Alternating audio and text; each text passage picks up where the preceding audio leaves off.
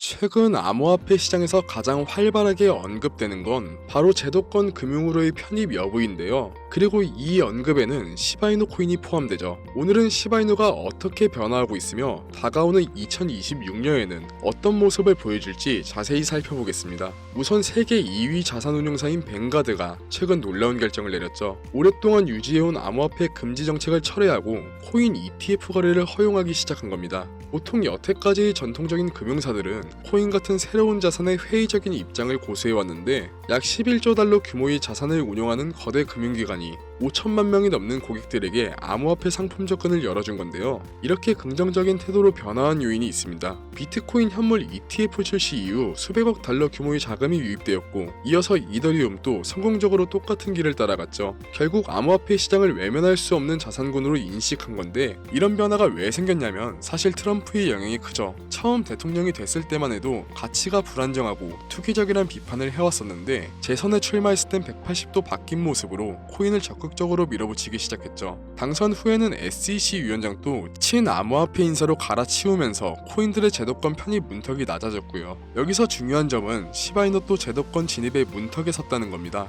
뉴욕 증권거래소 아카가 시바이누가 포함된 암호화폐 규정 변경을 신청하기도 했을 만큼 시바이누가 주요 기관 상품에 포함될 가능성이 높아지고 있죠. 코인이 제도권과의 접점이 확대되고 있는 추세 속에서 ETF 상장 기준과 규제도 완화되고 있는 걸 보면 시바이누가 승인되는 건 시간 문제인 거죠. 그리고 거시경제적으로도 미국 증시가 금리 인하 기대감으로 상승세를 이어가면서 투자 심리가 개선되고 있는데요. 전통적인 금융시장에서 투자 심리가 개선되면 암호화폐 같은 고위험, 고수익 자산으로 자금이 흘러들어오게 되는데 이런 전망 속에서 시바이누는 2026년 초반을 기점으로 상승세로 변화할 거란 전망들이 있습니다. 과거에는 밈이라는 이유로 떨어졌지만 지금은 시바이누의 기술력 발전과 규제 완화 기대감 속 충분히 반등할 수 있다는 주장인 건데요. 암호화폐 전문 매체 워처구르는 온체인 지표와 가격 분석을 통해 지금보다 10배 이상 상승할 수 있다는 전망을 내세웠고 암호화폐 분석가 밈 웨일은 시바이누가 2026년 4월까지 현재 가격 대비 무려 1만 %가 넘는 기록적인 폭등을 보일 수 있다 주장했죠. 이런 낙관적인 전망은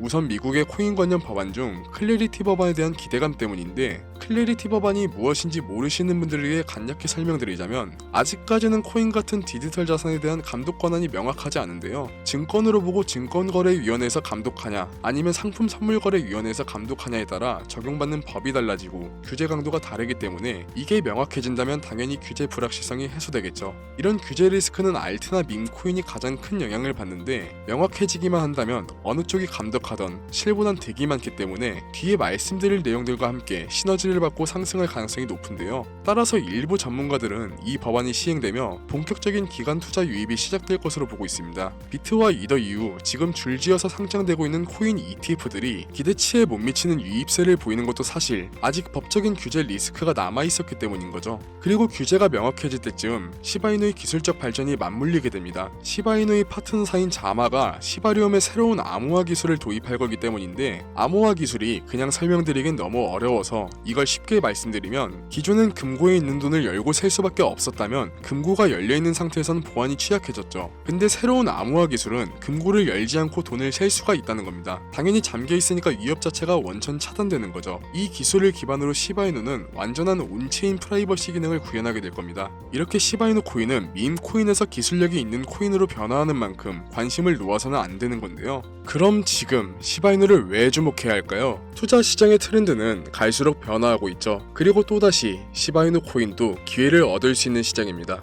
밈 코인도 과거엔 실사용 여부와 무관하게 인기와 투기 심리로 움직였었고 현재는 기술력이 있어야만 살아남을 수 있게 됐는데 시바이누는 이런 트렌드를 잘 따라가고 있죠. 시장에서 바라본 시바이누는 이미 기술력과 안정성을 검증받았습니다. 최근 들어서는 여러가지 이슈가 눈에 띄는데 시바리움 레이어2 네트워크도 완성형에 가까워지는 와중 미국의 T 로우 프라이스 그룹은 ETF에 편입 가능한 자산으로 구분짓기도 했습니다. 그리고 인지도도 받쳐주고 기술력도 진보하고 있죠. 이 중에서 가장 눈에 띄는 건 본격적인 실사용 수요가 생기기 시작했다는 있다는 겁니다. 바로 아랍에미리트 정부와 공식 파트너십을 맺게 된 소식이죠. 물론 이전부터 실사용이야 몇 차례 있었고 제휴하는 매장도 늘고 있지만 국가 단위로 파트너십을 맺는 건 이례적인 일이죠. 아랍에미리트 에너지 인프라부가 발표한 내용을 보면 시바이누 OS 운영 체제를 포후국 7개 전체의 공공 서비스에 통합한다고 하는데요. 에너지 관리와 인프라 개발 그리고 행정 시스템까지 국가 단위로 블록체인을 실제 도입한다는 겁니다. 테스트 단계가 아닌 정식으로 채택된 만큼 시바이누의 기술력은 입증된 거죠.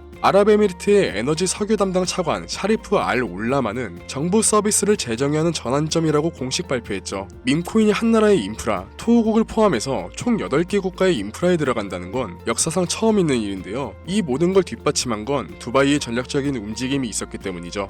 여기서 핵심 인물 한 명을 짚고 넘어가야 되는데 칼판 벨훌이라는 두바이 미래재단 CEO입니다. 이 인물이 낯서신 분들도 꽤 있으실 텐데 두바이를 크립토 허브로 만들기 위해 사업 전체를 총괄하고 있는 인물입니다. 그리고 에미리트 개발은행과 두바이 국제금융센터 같은 금융 핵심 기관 전반에 관여하는 사람인데 정책 및 인프라 구축을 통해 암호화폐 산업의 성장을 촉진시키고 있죠. 칼판 벨훌의 목표는 명확한데 석유 의존도를 탈피하고 두바이를 혁신과 기술의 허브로 만드는 겁니다. 즉 최초이자 세계 최고의 암호화폐 도시를 구상 중인 거죠. 당장 최근 관련 업적만 봐도 암호화폐로 부동산을 살 수 있는 법적 체계를 완성했고 부동산 토큰화를 중앙은행과 함께 검증했습니다. 덕분에 부동산 거래수도 폭발했고 가상화폐 자산 거래가 증가하기도 했죠. 이렇게 다방면으로 암호화폐를 적용시키려는 칼판 벨훌의 적극적인 노력을 지지하는 사람이 나타나게 됩니다. 바로 두바이 왕세자 셰이크 함단인데요. 배경 사진이 익숙한데 2019년도에 우리나라에 또 방문했었죠. 아무튼 칼판 벨훌을 지지하는 대표적인 왕족인데 두바이 메타버스 정략을 공식 발표하며 두바이를 암호화폐 글로벌 선도 도시로 지정했고 지정됨에 따라 전 세계의 투자금이 두바이로 몰렸습니다. 강력한 권력층의 전폭적인 지지를 받기 시작한 거죠. 근데 결국 권력층의 힘이 떨어지면 사업 자체가 무너질 수도 있지 않냐 라는 생각하시는 분들도 계실 텐데 아랍에미리트는 왕정 체제죠. 레임덕 자체가 강하게 나타날 수가 없는 구조이기 때문에 큰 걱정은 안 하셔도 됩니다. 즉 우리나라처럼 정권이 바뀌면 정책이 싹 뒤집히는 게 아니라 한 방향으로 일관성 있게 수십 년간 밀어붙인 경우가 많죠. 결과적으로 왕세자의 지지까지 얻은 칼판 벨훌은 최근 인터뷰에서 AI 도시로서의 전환과 블록체인 통합을 더욱 가속화하겠다고 밝히기도 했죠. 이 전략의 핵심 파트너가 시바이누라는 거고요.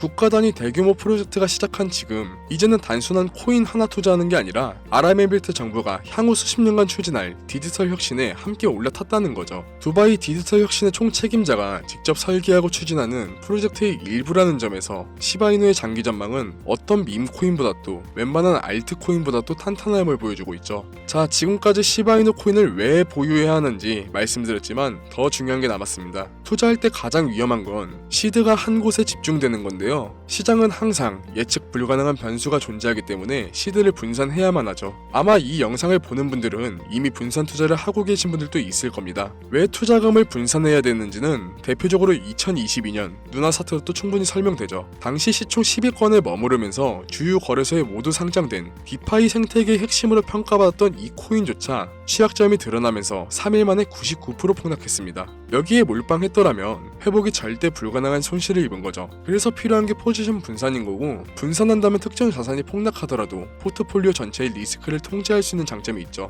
그런데 분산 투자가 좋다는 걸 알고 계셔도 분산을 어떻게 해야 될지 그리고 비중은 어떻게 나눠야 할지 정말 중요하지만 판단하기가 꽤 어렵죠. 적어도 그것만큼은 알고 가셔야 되는데요. 하지만 이런 부분을 전부 개개인의 투자 성향에 맞게 상황에 맞게 그리고 목표에 맞게 일일이 영상에서 알려드리는 건 사실상 불가능한데요. 때문에 지난 9년간의 실전 경험과 시장 분석을 바탕으로 구체적인 관리 전략을 정리해둔 자료가 있는데 이걸 공유드리려고 합니다. 이론이 아닌 실제 적용이 가능한 프레임워크와 검증된 케이스 스터디를 담았습니다. 이 책은 판매가 예정되어 있는데요. 구독자 여러분들께는 판매 시작 전에 무료로 책의 제본을 발송드리려고 합니다. 부탁드릴 건 구독과 좋아요 그리고 구독 완료라고 댓글만 남겨주시면 되고요. 신청 방법은 두 가지인데요. 구독과 좋아요 그리고 댓글로 구독 완료까지 남겨주신 분들께서는 지금 시청 중인 영상의 설명란 또는 댓글에 링크로 들어가셔서 양식을 작성 후 제출해주시는 방법이 있습니다. 모바일로 시청하시는 분들은 링크 누르시면 문자로 돌아가는데 문자로 남겨주셔도 됩니다. 위 절차가 너무 번거롭다 하시면 PPT 하단 연락처 보이시죠? 연락처 참고하셔서 문자로 검증이라고 남겨주시면 됩니다. 문자나 양식을 남겨주시면 순차적으로 연락드리겠습니다. 지금까지 영상 시청해주셔서 감사드리고 더 좋은 영상으로 찾아뵙겠습니다.